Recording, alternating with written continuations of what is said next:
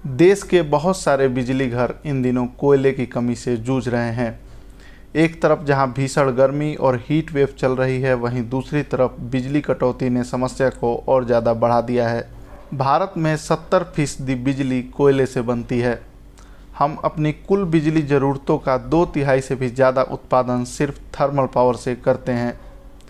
मानव सभ्यता का इतिहास हजारों साल पुराना है, जबकि बिजली का कुल इतिहास 200-300 साल से ज़्यादा पुराना नहीं है। मानव सभ्यता के एक लंबे कालखंड में हमारी सभ्यता ने बिना बिजली के भी काम चलाया था। समय बदलता गया और हम बिजली पर निर्भर होते गए। इस समय स्थिति यह आ गई है कि बिजली हमारे सभ्यता का चालक बल यानी ड्राइविंग फोर्स बन गई है। दिन प्रतिदिन बिजली की खपत बढ़ती जा रही है। जैसे जैसे बिजली की खपत बढ़ रही है, वैसे वैसे हमारे प्राकृतिक संसाधनों का दोहन तेज हो रहा है। हालत ये हो गई है कि हम अपने जीवन की मूलभूत ज़रूरतें भी बिना बिजली के पूरी नहीं कर पाते। जरा अपने जीवन और सभ्यता पर नज़र डालिए। पानी, खाना, कपड़े, इमारतें, यातायात के साधन, सीवेज वाटर ट्रीटमेंट, कचरा प्रबंधन और यहाँ तक कि अब साफ़ सुथरी हवा के लिए भी हमें बिजली से चलने वाला एयर प्यूरीफायर चाहिए होता है। गर्मी में सर्दी का एहसास लेना हो, सर्दियों में गर्मी का एहसास लेना हो या रात में प्रकाश के साथ दिन का एहसास लेना हो, हम ये सारे काम बिना बिजली के नहीं कर सकते हैं। बिजली हमारी लाइफलाइन बन चुकी है। लेकिन क्या हमारे पास इतनी बिजली उपलब्ध है कि हर किसी को पर्याप्त बिजली उचित कीमत पर उपलब्ध करवा पाई जाए? इसका जवाब है नहीं।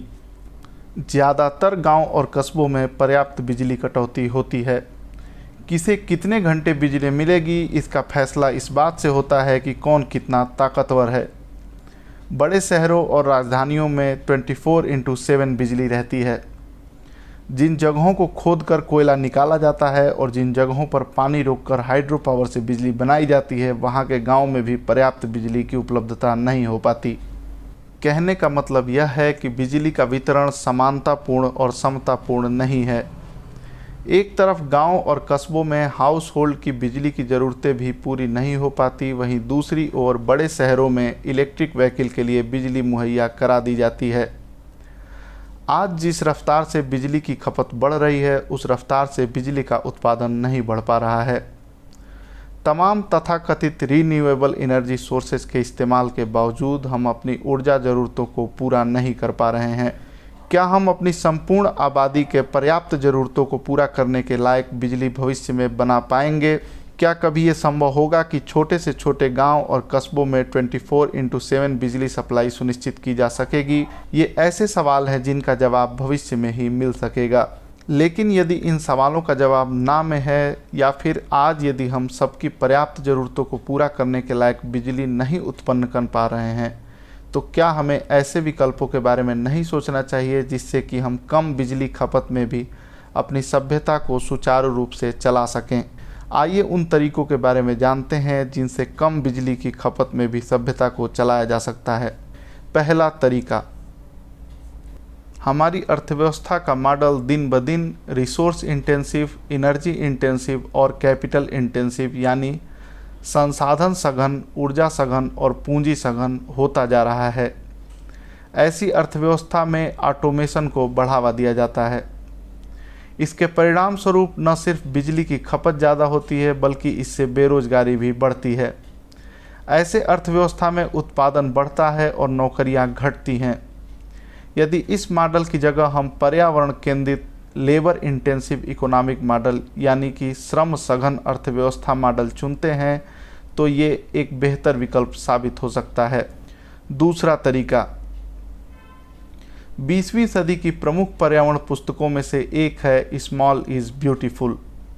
आंकड़े बताते हैं कि बड़े शहरों में प्रति व्यक्ति बिजली खपत छोटे शहरों से कई गुना ज़्यादा है। वहीं छोटे शहरों में प्रति व्यक्ति बिजली खपत गांव से कई गुना ज़्यादा है। इसलिए ये बेहद ज़रूरी है कि हम सामाजिक और आर्थिक विकेंद्रीकरण पर जोर दें। आज ज़रूरत इस बात की है कि बड़े शहरों की जगह हम छोटे शहरों को वरीयता दें और बड़े शहरों से भार कम किया जाए।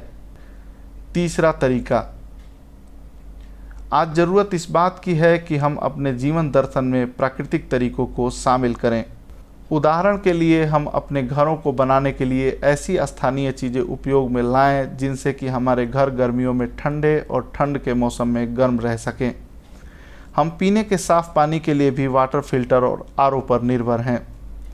हमें एक तरफ अपने सरफेस वाटर सोर्स को साफ़ करना होगा और दूसरी तरफ ऐसे वाटर फिल्टर का इस्तेमाल करना होगा जो बिना बिजली के चलते हों।